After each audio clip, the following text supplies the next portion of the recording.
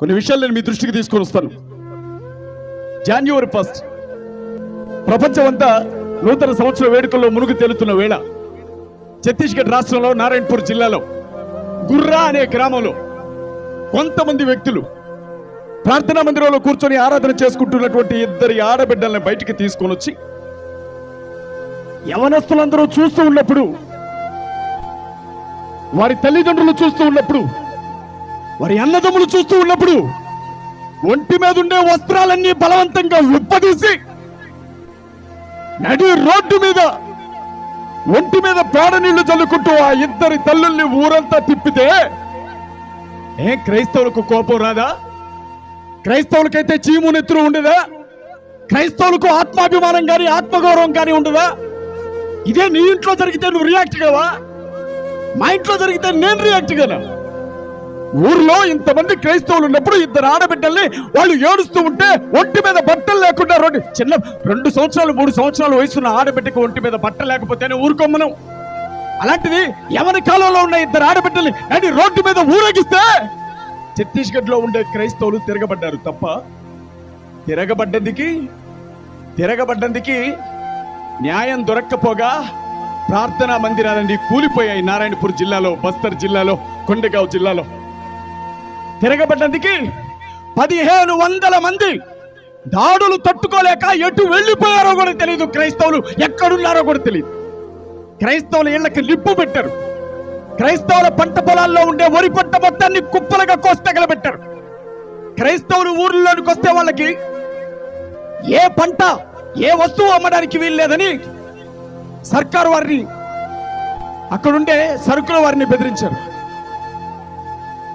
క్రైస్తవుల పరిస్థితికి ఇది తార్కాణం. మన పక్కనే భద్రాచలం పక్కన ఇంతకెవరో అంటున్నారు, పెద్ద ఆయన ఎంతమంది ఉన్నారండి? మొత్తం కలిపితే 1000 మంది కూడా లేరు ఇక్కడ. నేనేమంటానంటే దేశ చరిత్రనే కాదు ప్రపంచ చరిత్రను కూడా తల్లక్రిందులు చేసిన వాళ్ళందరూ గుంపులు కాదు, సింగిల్ పర్సన్సే. ఒక్కడే వచ్చేవాడు, ఒక్కడే నిలబడేవాడు, ప్రపంచం మొత్తం తన వైపు తిరిగి చూసేలాగా చరిత్ర రాసి వెళ్ళిపోయేవాడు. వాస్తవా కదా? ఈరోజు ఎంతమంది ఇక్కడ కూర్చున్నాం, ఎవరికి ₹1 ఛార్జీకి ఇవ్వలా. ఎవరికి లంచ్ టైం అయింది? ఎవడైనా ఉంటాడా లంచ్ టైం అయిన తర్వాత?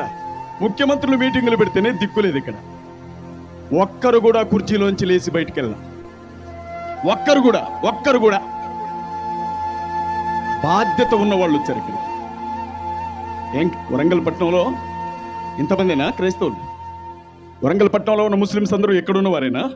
వరంగల్ పట్టణంలో దళితులు గిరిజనులు లేరా? మిగిలిన వారేరి?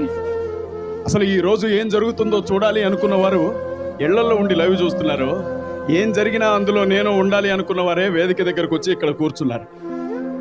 కృతజ్ఞతలు చెప్పకుండా ఎలా ఉండగలరు? భారతదేశం ప్రజాస్వామ్య దేశం. ఈ దేశానికి రాజ్యాంగాన్ని రాసిన వ్యక్తులు ఎంతమంది అయినా దాన్ని పూర్తి చేసిన వ్యక్తి మాత్రం బాబాసాహెబ్ అంబేద్కర్ గారు. ఆయన ఏం క్రైస్తవుడు కాదు, అయినా క్రైస్తవులు ఆయన్ని గౌరవిస్తారు. ఆయనే ముస్లిం కాదు, అయినా ముస్లిం సహోదరులు ఆయన్ని గౌరవిస్తారు. ఆయన హిందువు కూడా కాదు, అయినా హిందూ సహోదరులు కూడా ఆయన్ని గౌరవిస్తారు. క్యారెక్టర్, ఒక వ్యక్తిత్వం ఉండాలి. ఆ మహానుభావుడు రాజ్యాంగాన్ని రాస్తే బ్రిటిష్ వాళ్ళ పరిపాలన ఎలా ఉంటుందో కళ్ళారా చూసిన ఈయన, బ్రిటిష్ వాళ్ళ కంటే భయంకరమైన వ్యక్తులు భారతదేశంలో ఉన్నారు. రాజ్యాంగాన్ని కానీ మనం భద్రంగా రాయకపోతే, రాజ్యాంగాన్ని కానీ కట్టుదిట్టంగా ఏర్పాటు చేయకపోతే, తెల్లవాడి కంటే ఇక్కడుండే కొంతమంది నల్లవాళ్లు ప్రమాదకరమైన వ్యక్తులు అని తెలిసే 7 హక్కులు, దాని చుట్టూ అల్లికగా న్యాయ వ్యవస్థని, ప్రభుత్వాలని, ఎలక్ట్రానిక్ మీడియా, ప్రింట్ మీడియాని 4 స్తంభాల్లో ఏర్పాటు చేసి వెళ్ళిపోయాడు మహానుభావుడు. ఈరోజు మీకు చిన్న విషయం చెప్తాను. నేను ఢిల్లీలో ముస్లిం సహోదరులు ఒక ధర్నా చేస్తున్నారు. ఢిల్లీలో ధర్నా జరుగుతూ ఉంది. సమయానికి నమాజ్ ప్రారంభమైంది. మీరు గుర్తుపెట్టుకోండి, నమాజ్ జరిగే సమయంలో పేక తెగిపోయినా సరే ముస్లిం అరవడు. ఆ తెగి చచ్చిపోతున్నా సరే తల వంచుకొని నమాజ్లో ఏకీభవిస్తాడు ముస్లిం. అలాంటి పరిస్థితిలో నడి రోడ్డు మీద ధర్నా జరుగుతూ ఉంటే వాళ్ళందరూ అలా నిలబడితే వాళ్ళకి ఎక్కడ ఇబ్బంది కలిగిద్దోనని వాళ్ళ చుట్టూ హిందూ సహోదరులు కంపలాగా నిలబడి నమాజ్ అయ్యేదాకా నిలబడ్డారు. అలాంటి సంఘటనలు చూసాం ఈ దేశంలో, అలాంటి పరిస్థితులను చూసాం ఈ దేశంలో. దసరా వచ్చినా, సంక్రాంతి వచ్చినా, కృష్ణాష్టమి వచ్చినా, రాముడి జన్మదినం వచ్చినా శుభాకాంక్షలు చెప్తాం, మనస్ఫూర్తిగా గౌరవిస్తాం. మీరు గమనించాల్సింది ఏంటంటే, యేసుక్రీస్తు ప్రభువుని మేము నమ్ముకున్నాం, అల్లాని వారు నమ్ముకున్నారు, రాముణ్ణి కృష్ణుణ్ణి మిగిలిన వారు నమ్ముకున్నారు. మా దేవుణ్ణి మేము పూజిస్తాం, కానీ మిగిలిన దేవుళ్లను తప్పకుండా గౌరవిస్తాం. ఎట్టి పరిస్థితుల్లో కూడా ఇంకొకరిని కించపరిచే కుసంస్కారం ఎవరికి ఉండదు. మనం అలా ఒకడు ఇద్దరు ఎవడైనా మాట్లాడితే రోడ్డు మీద కీడ్చి తనండి వండి, తప్పులేదు. ఈరోజు మత స్వేచ్ఛ హక్కును రద్దు చేయడం కోసం, మీకు తెలుసా అండి, ఇక్కడ చాలా మంది క్రైస్తవ పెద్దలు ఉన్నారు, ముస్లిం పెద్దలు ఉన్నారు. మత స్వేచ్ఛ అనే హక్కు ఒకటి ఉంది మనకి. సుప్రీంకోర్టు ఇచ్చిన పాత తీర్పులు కూడా ఉన్నాయి. ఈ దేశంలో పుట్టిన వాడికి ఎవరికైనా 18 సంవత్సరాల వయసు నిండితే తనకు నచ్చిన మతాన్ని స్వీకరించే హక్కు ఉంది. నీకు 18 ఏళ్ళు వస్తే నీకు నచ్చిన మతాన్ని స్వీకరించవచ్చు. నీకు 18 ఏళ్ళు వస్తే నీవు స్వీకరించిన మతంలో ఉండే దేవుడి గురించి ప్రకటించుకోవచ్చు. మాట్లాడడానికి నోరుంది, నోరును కాపాడడానికి వాక్ స్వాతంత్రపు హక్కు కూడా ఇచ్చాడు రాజ్యాంగం. అలాంటిది ఈరోజు ఈ దేశానికంటూ అధికారికమైన మతం ఏమీ లేకపోయినా, ఈ దేశం ప్రజాస్వామ్య దేశమైనా, మీకు తెలుసా, అమెరికా అంటే క్రైస్తవ దేశం అంటారు, ఇరాక్ అంటే ముస్లిం దేశాలు అంటారు, రష్యా అంటే కమ్యూనిస్ట్ దేశం అంటారు. భారత్ అనగానే ఇది ప్రజాస్వామ్య దేశం అని చెప్తాం. ఇక్కడ ప్రజలే ప్రభువులు. కానీ ఈ రోజు పరిస్థితి ఎలా ఉందో తెలుసా? మా భయం ఏంటో చెప్తాను వినండి. మా భయం ఏంటంటే, ప్రార్థనా మందిరాలను కుప్పగూల్చేస్తా ఉన్నారు దేశవ్యాప్తంగా. ఎప్పటి వరకు ఎన్ని ప్రార్థనా మందిరాలు కూలిపోయాయో లెక్కలేదు ఈ 9 సంవత్సరాల కాలంలో. మీకు ఒక విషయం తెలుసా? నీకు ప్రాణం ముఖ్యమా, బైబిల్ ముఖ్యమా? నీకు ప్రాణం ముఖ్యమా, ఖురాన్ ముఖ్యమా అంటే, ముస్లింస్ అయినా క్రైస్తవులైనా మాకు బైబిలే ముఖ్యం, ఖురానే ముఖ్యం అంటాం. అలాంటి బైబిల్ని కుప్పగా ఒక చోట పోసి కాళ్లతో చొక్కుకుంటే తగలబెడతా ఉంటే ఒక్క ప్రతిపక్షం మాట్లాడలా, ఒక్క అధికార పక్షం పార్టీ కూడా మాట్లాడలా. 2022 సంవత్సరంలోనే భారతదేశంలో 20 మంది చర్చిల్లో పనిచేసే పాస్టర్లని నిర్దాక్షిణ్యంగా చంపితే ఒక్క కేసు నమోదు గల. ఉత్తరప్రదేశ్లో యోగి గారు ముఖ్యమంత్రిగా ఉన్న రాష్ట్రంలో నమాజ్ చేసుకునేటప్పుడు మసీదుల మీద మైకులు ఉంటాయి. 10,000 మైకులు తీయించేశారు ఒక్క ఉత్తరప్రదేశ్లోనే. ఎందుకంటే అక్కడ మత మార్పిడి నిరోధక బిల్లు అనేది అమల్లోకి వచ్చింది. పరిస్థితి ఏంటో తెలుసా? మళ్ళాగే అందరూ చర్చికి వెళ్ళిపోయారు. 3 పాస్టర్లు, ఆ పాస్టర్లతో పాటు ఒక 23 సంఘం. చర్చిలో ఉండగానే ఎవడో హడావిడిగా పరిగెత్తుకొని వచ్చి వాడు అన్నాడు, సార్ మీ ఇళ్ళన్నీ తగలబడుతున్నాయి అన్నాడు. పాస్టర్లకు అర్థం కాల, విశ్వాసులకు అర్థం కాల. వెంటనే బయలుదేరి ఇళ్ల దగ్గర గురికొచ్చారు. నీళ్లు బుక్కి అయిపోతా ఉన్నాయి. నీళ్లు పోసే సమయంలో ఇంకొకటి ఉరికొచ్చాడు. అక్కడి నుంచి వచ్చి, సార్ మీ 3 మందిరాలు తగలబడుతున్నాయని చెప్పాడు. ఇళ్ళు కాలిపోయినాయి అని ఆడవాలా, బట్టలు కాలిపోయినాయి అని ఆడవాలా, రెక్కాడితే గాని డొక్కాడని ఆ జీవితాల్లో ఉన్నవన్నీ పోగొట్టుకున్నారని ఆడవాలా, మనశ్శాంతి కోసం వెళ్ళి ఆరాధించుకునే ప్రార్థనా మందిరాలు తగలబడుతున్నాయని ఆడవాలా. స్టేషన్కి వెళ్ళి కేసు పెడితే షార్ట్ సర్క్యూట్ అయ్యి ఇళ్ళు మందిరాలు ఒక్కరోజే తగలబడ్డాయని కేసు క్లోజ్ చేశారు. తమిళనాడులో మన పక్కనే చెన్నై కల్పాకం అనే ప్రాంతంలో ఓ తాటాకులు గుడిసె వేసుకొని సేవ చేస్తున్నాడు ఒక పాస్టర్ గారు.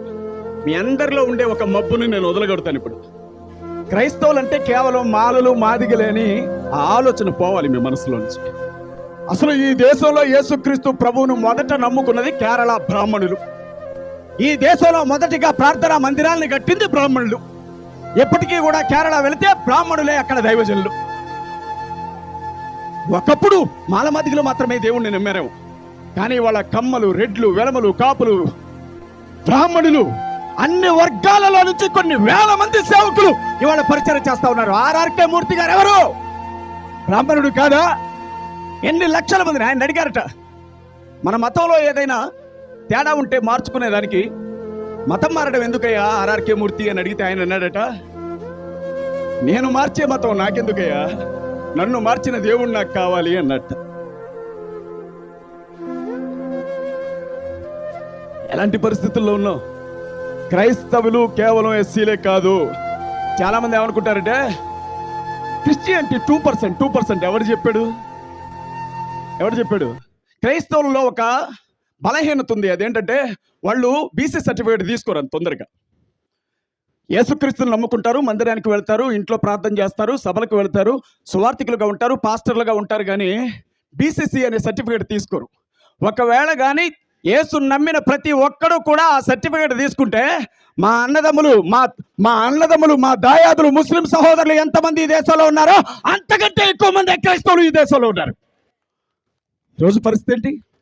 ఆ చెన్నైలో ప్రార్థనా మందిరంలో వాక్యం చెప్తా ఉంటే ఒక వర్గం, నేను ఎవరిని కించపరచను, ఒక వర్గానికి చెందిన వాళ్ళు ఆయన బెదిరిస్తూ వచ్చారు ఇక్కడ సేవ చేయొద్దని. ఈయన వెళ్ళా.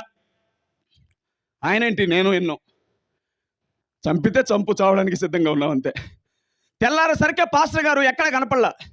ఏమైందని చూస్తే తల కంటే ఆ గుడిసెలోనే ఉరేసుకొని చచ్చిపోయి ఉన్నాడు పాస్టర్ గారు. 6 నెలలే అవుతుంది. పాస్టర్ గారిని చంపి ఏలాడదీసే కాళ్ళు నేల మీద అంతా ఉన్నాయి. ఒళ్ళంతా కొల్లబడిసేసారు, అంతే, ఎముకలు ఇరిగిపోయాయి. పోలీసులు ఏం చెప్పారో తెలుసా? ఆత్మహత్య చేసుకున్నాడు పాస్టర్ గారు. ఎంతమందిని చంపుతారండి? ఎన్ని ప్రాణాలు తీస్తారు? మేము మనుషులం కాదా?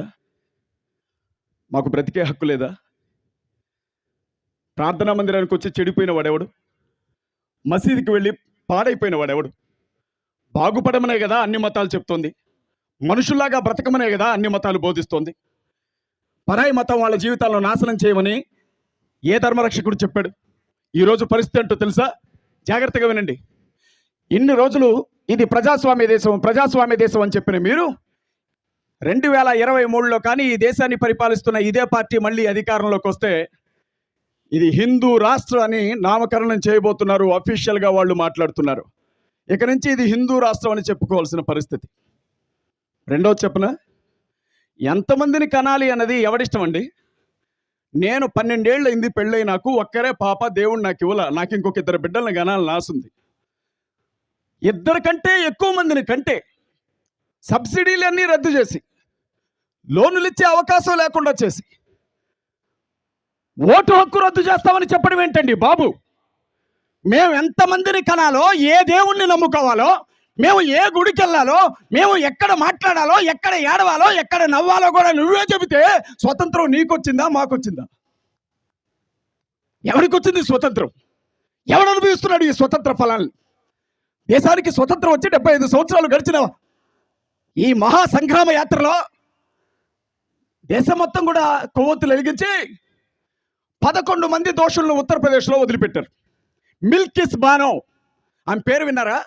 మాకెందుకండి, మాకెందుకు, ఏమైపోతే మాకెందుకు, ఎవడెలా చస్తే మాకెందుకు, మా కిందకి నీళ్ళు రాలేదుగా, అవి వచ్చి తడిస్తే అప్పుడు లేచి నిలబడతాం.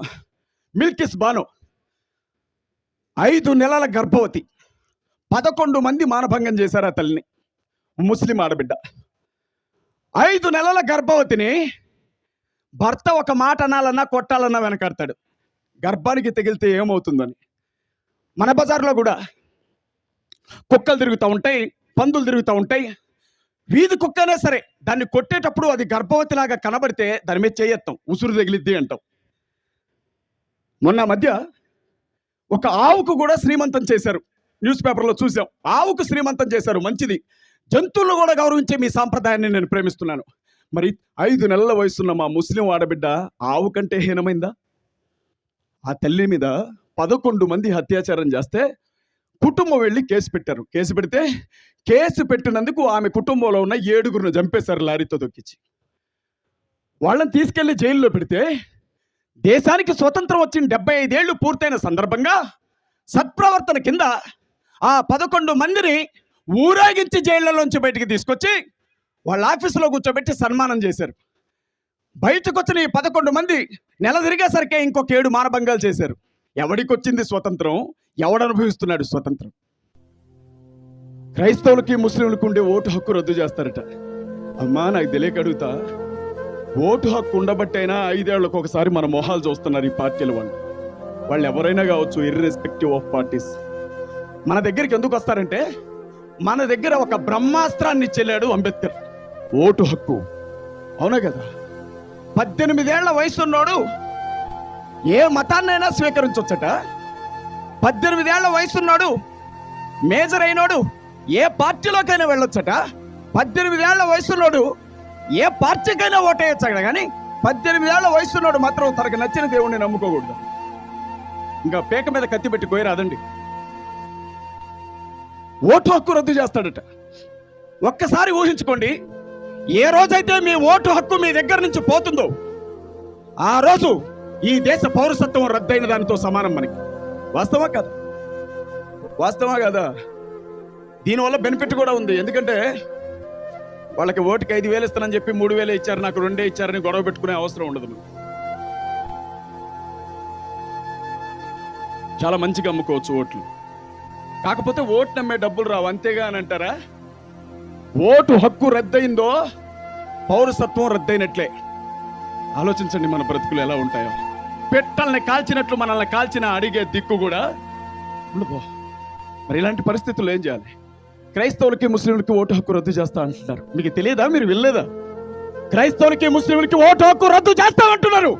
1925లో ఒక మతోన్మాద సంస్థ రాసుకున్నటువంటి రాజ్యాంగంలో 2025 కల్లా ఈ దేశాన్ని హిందూ రాష్ట్రంగా ప్రకటించి ఓటు హక్కు రద్దు చేస్తాం క్రైస్తవులకి ముస్లింలకి బహిరంగంగా ఇప్పుడు స్టేట్మెంట్లు ఇస్తా ఉన్నారు. ఓటు హక్కు లేకపోతే మన పరిస్థితి ఆలోచించండి. నేను ఇంకొక మాట చెప్తా ఉన్నా. ఈరోజు ఏ వైపు నుంచి ఎవడొచ్చి కొడతాడో తెలియదు. మీకు తెలుసా అండి, ప్రార్థనా మందిరంలోనికి చెప్పులు వేసుకొని రారు సగటు విశ్వాసులు, మహాపండితులు వెళ్తారు, అది వేరే సంగతి. బైబిల్లో కొంచెం అల్పజ్ఞానం ఉన్నోళ్ళు మందిరంలోనికి చెప్పులు వేసుకున్నారు. కానీ బైబిల్ పండితులు ఏం చేస్తారంటే బలిపీఠం మీద కూడా చెప్పులు వేసుకొని నిలబడతారు. వాక్యాన్ని ఎలా వాడుకోవచ్చో వాళ్ళకి బాగా తెలుసు. అసలైన మందిరం శరీరమే, ప్రార్థనా మందిరం కాదు అని చక్కగా చెప్తారు వాళ్ళు. వాళ్ళ ఇష్టం. ఇక అడిగేది ఎవరు? మీరు అడగరు కదా. మా పాస్టర్లు ఎంత అదృష్టవంతులంటే మేమేం చెప్తే అదే మీరు నమ్ముతారు తప్ప ఎప్పుడైనా అడిగారా ఇదేంటని? అలాంటి ప్రార్థనా మందిరాల్లోనికి ఆల్టర్ల మీదకి ధైర్యంగా వచ్చేసి వాడి నోటుకు వచ్చినట్టుగా వాడు మాట్లాడుతూ ఉంటాడు. ఈ మధ్య మందిరం లోపలికి వస్తున్నారు, పాస్టర్ గారిని పట్టుకొని కొడుతున్నారు. హైదరాబాద్ నడిబొడ్డున పాస్టర్ గారు పాపం చుట్టాలింటికి వెళ్తున్నాడు. హైదరాబాద్ నడిబొడ్డున భయం జరస్సును. హైదరాబాద్ నడిబొడ్డున పాస్టర్ గారు చుట్టాలింటికి వెళ్తుంటే బైబిల్ కనపడ్డదని రౌండప్ చేశారు. ఆ పాస్టర్ గారిని రౌండప్ చేసి ఎగిరిదండం మొదలు పెట్టారు. దాన్ని అరే చెప్పరా, ఫలానా వ్యక్తికి జై చెప్పు, ఫలానా వ్యక్తికి జై చెప్పు. మా భావన మా బామ్మరిదిని మేము నమ్ముకున్న మా దేవునికే జై చెప్తాం, అందరికి మేమెందుకు చెప్తాం? అవునా కదా? పిచ్చోండి కొట్టినట్టు కొడితే ఒక్కడు మాట్లాడలా. రేపు నీ ఇంటికి వస్తారు, జాగ్రత్త. అవునా కదా? మొన్న మధ్య ఈ వరంగల్ వాసే ఎవరు బైరి నరేష్, అతను బైరి నరేష్ అనే ఒక వ్యక్తి హిందూ దేవతల గురించి తప్పుగా మాట్లాడాడు. కరెక్ట్ కాదు, అది తప్పే కదా? తప్పే కదా? వాళ్ళ దేవతలు వాళ్ళ ఇష్టం, నీకెందుకు నొప్పి? నీ బాధ ఏదో నువ్వు పడు, నీకు నచ్చినోడిని నువ్వు పొగుడు. నువ్వు హిందూ దేవి దేవతలను తిట్టాల్సిన అవసరం లేదుగా. నోరుంది కదా, నరవలేని నాలుక, నోటుకొచ్చినట్టు మాట్లాడుతా అంటే కోసి చేతిలో పెడతారు నాలుకని. మాట్లాడితే రాష్ట్ర వ్యాప్తంగా ధర్నాలు రాస్తారోకాలు చేసినప్పుడు ప్రతి రాజకీయ పార్టీ వాడిని అరెస్ట్ చేయండి, అరెస్ట్ చేయండి, అరెస్ట్ చేయండి. ఏ టీవీ ఛానల్ చూసినా ఎస్పీ గారు అరెస్ట్ చేశారా, కమిషనర్ గారు అరెస్ట్ చేశారా అని వాడు పెద్ద దేశద్రోహి అయినట్టు, దేశాన్ని ఏదో అమ్మేస్తున్నట్లు. ఉదయం లేచిన దగ్గర నుంచి యూట్యూబ్ ఛానల్ ఓపెన్ చేద్దామంటే భయం. యేసుక్రీస్తు ప్రభుని పరిశుద్ధ ఖురాన్ కూడా పరిశుద్ధుడు పరిశుద్ధుడు అంటుంది. యేసుక్రీస్తు ప్రభుని కన్న తల్లిని మరియని 30 చోట్లనో 32 చోట్లనో ఆమె పరిశుద్ధురాలు అని రాశారు ఖురాన్లో. వారు దేవుడిగా అంగీకరించకపోవచ్చు, కానీ రాబోయే ప్రవక్త ఆయన అని వారు నమ్ముతారు.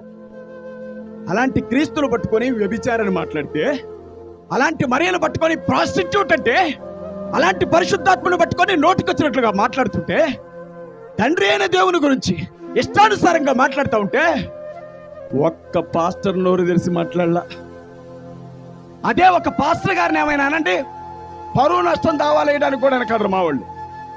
నీ జోలికి వచ్చినా, నీ కుటుంబం జోలికి వచ్చినా, నీ పేరు ప్రతిష్టల జోలికి వచ్చినా నీకు పోలీసులు గుర్తొస్తారు, లాయర్లు గుర్తొస్తారు, కోర్టులు గుర్తొస్తాయి. కానీ క్రీస్తు జోలికి వస్తే మాత్రం దేవుడే చూసుకుంటాడు. ఎక్కడి న్యాయం అండి ఇది? ఎక్కడి పద్ధతి అండి ఇది? మీరు గమనించాల్సినటువంటి విషయం. మహమ్మద్ ప్రవక్త గురించి సెంట్రల్ పార్టీకి సంబంధించిన 2 అధికార ప్రతినిధులు నోరుంది కదా అని మాట్లాడారు, గుర్తుందిగా? అవునా కదా? ప్రపంచంలో హిందువులు బ్రతుకుతున్న అతిపెద్ద దేశం మన భారతదేశమే. మనకు మరో దేశం లేదు ఇలాంటి దేశం. మాట్లాడేటప్పుడు కొంచెం ఒళ్ళు దగ్గర పెట్టుకొని మాట్లాడాలి. మన చుట్టూ ముస్లిం దేశాలు ఉన్నాయి, మన చుట్టూ క్రైస్తవ దేశాలు ఉన్నాయి, మన చుట్టూ కమ్యూనిస్ట్ దేశాలు ఉన్నాయి. మన దేశానికి చెందిన 1 కోటి మంది ప్రజలు విదేశాల్లో పొట్టబట్టుకొని వెళ్ళి బ్రతుకుతున్నారు. గుడులు కట్టుకున్నారు, గోపురాలు కట్టుకున్నారు, భగవద్గీతలు పంచుకుంటున్నారు, రామాయణాలు పంచుకుంటున్నారు, పూజలు చేసుకుంటున్నారు. ఎక్కడికి వెళ్ళినా మీకు హిందూ టెంపుల్స్ కనిపిస్తాయి. కానీ ఏ దేశంలో కూడా ఒక పూజారి మీద దాడి జరిగినట్లు మనం చూడం.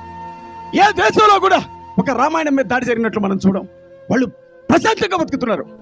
రిలీజియస్ కంట్రీస్లో, మతపరమైన దేశాల్లో వాళ్ళు ప్రశాంతంగా ఉంటే, మన ప్రజాస్వామ్య దేశంగా చెప్పుకునే మన దేశంలో మనల్ని కుక్కల్లో చంపినట్లు చంపుతూ ఉంటే మాట్లాడే దిక్కు లేదు.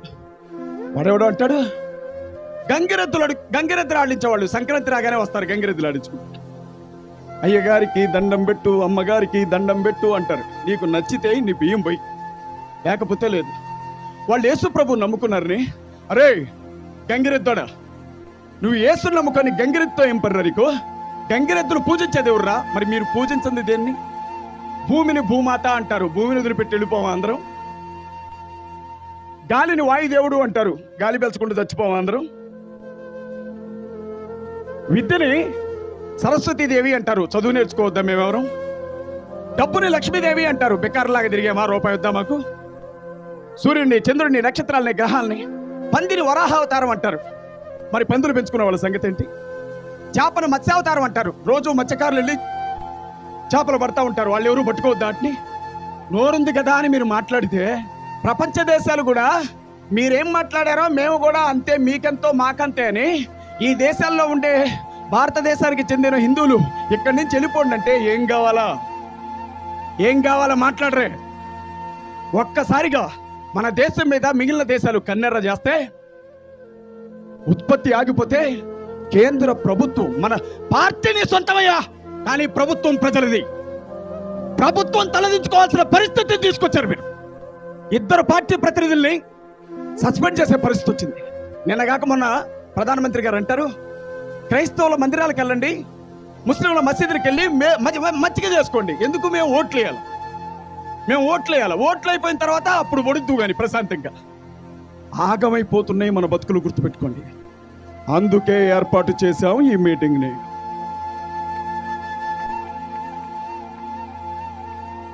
ఒక్క రాజకీయ పార్టీ మాట్లాడదు మా గురించి అంటే మేము చచ్చిన పర్ల.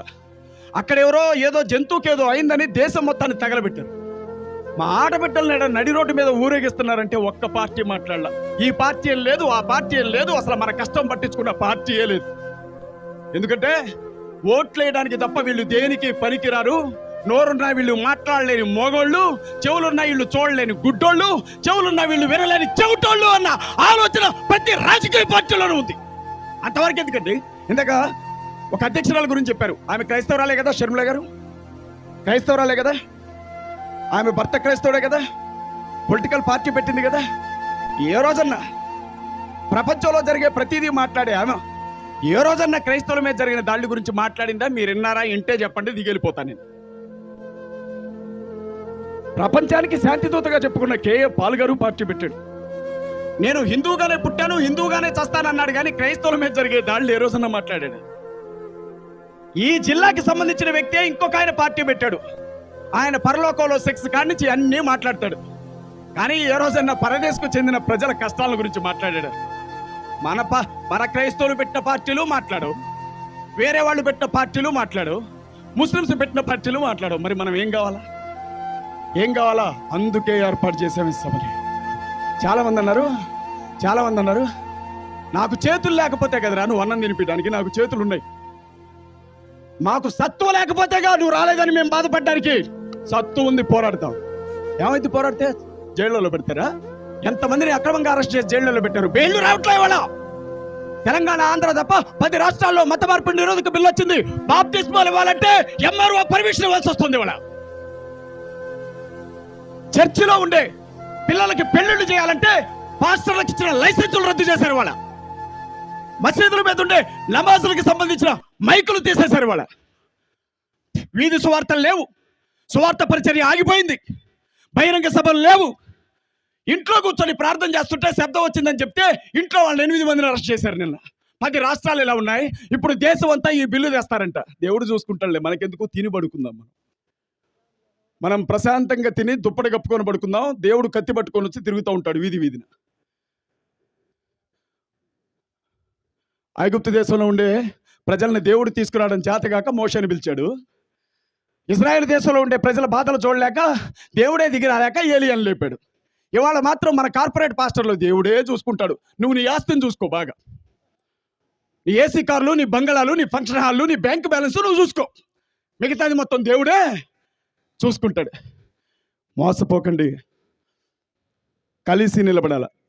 వాటర్ ట్యాంక్లో గర్భవతి నీళ్లు తాగితే వాటర్ ట్యాంక్ని ఆవు మూత్రంతో కడిగారు. ఆవు మూత్రంతో కడిగితే వాటర్ ట్యాంకు కంపు కొట్టిద్దా లేదా? ఆవు మూత్రంతో కడిగితే అది పరిశుద్ధం ఎట్టయితో నాకు ఇప్పటికి అర్థం కాదు. ఈ తల్లి నీళ్లు తాగితే అది మైలబడిందట, ఆవు మూత్రం పడగానే అది శుద్ధయిందట. ఏమీ లేదు, ఎప్పుడో అంట మొల చుట్టూ తాటాకులు కట్టి మూతికి ముంత కట్టి నడుచుకుంటూ వెళతా ఉంటే కల్లాపి చల్లి వేదాలు చదివితే నాలుకలు కోసి తపస్సు చేస్తే తలలు నరికి యుద్ధ విద్యలు వేస్తే బొట్టలు వేళ్ళు నరికారంట. ఊరవతలకు పంపి, గుడులవతలకు పంపి, బతుకవతలకు పంపి బతకండ్రా అన్నారట. టెక్నాలజీ పెరుగుతుంది కదా, మళ్ళీ ఎలా మనల్ని వెనక్కి తీసుకెళ్లాలని ప్రభుత్వం చాలా విశ్వ ప్రయత్నం చేస్తూ ఉంది. అయితే ఎదురు తిరిగి నిలబడితే కనీసం అడ్డుకోగలుగుతాం. నాకు తెలియక అడుగుతా, కొంతమందికి కాకులంటే చాలా ఇష్టం. కాకిలాగా బతకాలని కోరిక, కలకాలం బతకాలి, అంత తొందరగా చావడానికి ఇష్టం ఉండదు వాళ్ళకి. అందుకే కాకికి దండం పెడతా ఉంటారు, కాకిలాగా కలకాలం బతకాలి అని. కొంతమందికి మాత్రం హంస ఆదర్శం. 4 రోజులే బ్రతికిన హంసలాగా బ్రతకాలనుకుంటారు. ఆ హంసలే ఇక్కడికి వచ్చి కూర్చున్నాయి. ఏం చేస్తారా, ఏం చేస్తామో చూడండి. ఇక హైదరాబాద్లో మీటింగ్ పెట్టాం, హ్యాబిట్స్లో. ఆ గది ఎక్కడుందో పక్కన వాళ్ళకు కూడా తెలియదు. 300 మంది వచ్చారు పాస్టర్లు, వేరే వేరే రాష్ట్రాల నుంచి, దళితులు, ముస్లిం సహోదరులు. ఖమ్మంలో ప్రెస్ మీట్ పెట్టాం. వరంగల్లో మీటింగ్. ఏమన్నా తెలియకడుగుతా, ఒక్క పోస్టర్ చూసారా? ఎక్కడైనా ఇక్కడ సభ జరుగుతుందని ఒక్క పోస్టర్ చూసారా? కనీసం ఈ చర్చ్ ముందు ఒక బ్యానర్ చూసారా? కనీసం టీవీలో ఒక స్టేట్మెంట్ చూసారా? మరి ఎట్లొచ్చారండి ఇంతమంది? ఏమన్నా ఒక సంఘమా? ఎక్కడెక్కడి నుంచి వచ్చారని అడిగితే జిల్లాలు, రాష్ట్రాలు దాటిపోతాయి ఇక్కడికి వచ్చిన వాళ్ళు. 2-3 యూట్యూబ్ ఛానల్స్తోనే ఇంతమంది కదిలితే మనం అందరం మాట్లాడితే ఎంతమంది కదులుతారో ఆలోచించండి. ఓటు హక్కు తీస్తారా? నేనేమంటున్నానంటే, అసలు నీ ప్రాణం అధికారంలోనే ఉందిగా, నీ అధికారాన్ని తీస్తాం మేము. మా ఓటు హక్కు నువ్వు తీయడం కాదు, నీ అధికారాన్ని తీయకపోతే చూడు. 10 నెలల్లో ఎన్నికలు ఉన్నాయని ప్రజల మధ్యన చిచ్చు పెట్టి ఏమంటారు, కంచె చేరి వేసినట్లుగా కాపాడాల్సిన నువ్వే మా ప్రాణాలు తీస్తున్నావు కదా. మేము నిలబడితే ఏమవుతుందో చూపెడతాం. వచ్చే నెల చలో నిడదవోలుకి పిలుపునిస్తా ఉన్నాం. వచ్చే నెల చలో రాజమండ్రికి పిలుపునిస్తా ఉన్నాం. పై వచ్చే నెల పాత బస్తీలో జరగబోతోంది. ముస్లిం సహోదరుల బలమేంటో చూపిస్తాం. పాత బస్తీలో, కరీంనగర్, నల్గొండ, ప్రతి జిల్లా కేంద్రంలో జరుగుతాయి ఈ సభలు. రాసి పెట్టుకోండి. నేను చెప్తున్నాను, ఎవడు మాట్లాడలేదని నువ్వు అనుకున్నావు, మాట్లాడడమే పనిగా మేము పెట్టుకున్నాం. మేము వస్తున్నాం. క్రిస్టియన్ జాయింట్ యాక్షన్ కమిటీ, ముస్లింలు, దళితులు, గిరిజనులు లేకపోతే క్రైస్తవులు కనీసం నోరు తెరిచి కూడా మాట్లాడు. ఒక చెంప కొడితే ఇంకో చెంప చూపించన్న ప్రేమ గుణం. రెండవది, మనకెందుకులే అన్న భయం, స్వార్థం. క్రైస్తవులు ఇక్కడ 10 మంది నిలబడ్డా మా పక్కన 10 మంది దేవదూతలు నిలబడ్డట్టుగానే భావిస్తాను నేను. ఎందుకు తెలుసా? ముస్లింలు నిలవబడితే, దళితులు నిలవబడితే, గిరిజనులు నిలబడితే ఈ 4 వర్గాలే నాశనం అయిపోతూ ఉంది. నేను అంటాను, అబ్రహాం గురించి చెప్తే చప్పట్లు కొడతాం, ఇస్మాయిల్ గారి గురించి చెప్తే చప్పట్లు కొడతాం, ఇస్సాక్ గురించి చెప్తే చప్పట్లు కొడతాం, మహమ్మద్ గారి గురించి చెప్తే చప్పట్లు కొడతాం, ఇంకొక వ్యక్తి గురించి చెప్తే చప్పట్లు కొడతాం. వాళ్ళ తరాల్లో మనం లేవు, మరి ఇప్పుడు మనం ఉన్నాం. రాబోయే తరాలు నీ గురించి చప్పట్లు కొట్టేలాగా బతుకు. నాకు సార్ 10 ఏళ్ళ తర్వాత నాకు ఒక బిడ్డ సార్, 4 బిడ్డలు చచ్చిపోయాక. ఆ బిడ్డను చూస్తే భయం వేస్తూ ఉంటుంది నాకు. ప్రార్థన చేస్తూ ఉంటుంది, కళ్ళు మూసుకొని ప్రార్థన చేస్తూ ఉంటుంది. నేనెంత సార్, ఇంక 5 ఏళ్ళలో 10 ఏళ్ళలో చస్తాను నేను. ఇంకొక 5 ఏళ్ళకో 10 ఏళ్ళకో చస్తాం మనం. మన పిల్లల తరాలు ఏం కావాలా? రాబోయే మన భవిష్యత్ తరాలు ఏం కావాలా? దానికోసమైనా మనం మాట్లాడాల్సిందే. భక్తే, ఉద్యమమే. ఏం చేస్తారు? ఏమీ చేయము. రాజకీయ పార్టీల మెడలు ఉంచుతాం. ఏం చేస్తారు? ఏమీ చేయం. ప్రభుత్వాలకున్న అధికారాన్ని తీసేస్తాం. మాట్లాడరు మీరు ఏం చేయలేరన్న ధీమయ్యగా. మీ ధీమాన్ని మార్చకపోతే మా జాయింట్ యాక్షన్ కమిటీని రద్దు చేసుకుంటాం. గుర్తు చేసుకోండి మీరు. ఈరోజు ఈ సెంటినరీ బాప్టిస్ట్ చర్చ్ నాయకత్వం కానీ మాకు అవకాశం ఇచ్చి ఉండకపోతే, ఇక్కడుండే హెబ్రోన్ సంఘాలు కదిలొచ్చి ఉండకపోతే, మిగిలిన దైవజనులు వచ్చి ఉండకపోతే ఈ సభ మేము చేయగలిగే వాళ్ళం కాదు. కేవలం స్థానికంగా ఉన్నటువంటి దైవజనులు, ముస్లిం పెద్దలు అండగా నిలబడబట్టే ఇక్కడ ఈ సభ జరిగింది. గట్టిగా ఒకసారి చప్పట్లు కొడదాం. రాజ్ కుమార్ అన్న, ఆయన ఇక్కడ లేరు. వాస్తవంగా ఈ చర్చ్ ప్రెసిడెంట్, వారు ఇక్కడ ఉండాలి. జోష్ అన్న, హెబ్రోన్ సంఘం, ఇంకా అనేక మంది పెద్దలు. నాకు తెలియదు నేనంతా, నా బ్రతికెంతండి. 8 ఏళ్ళు కూడా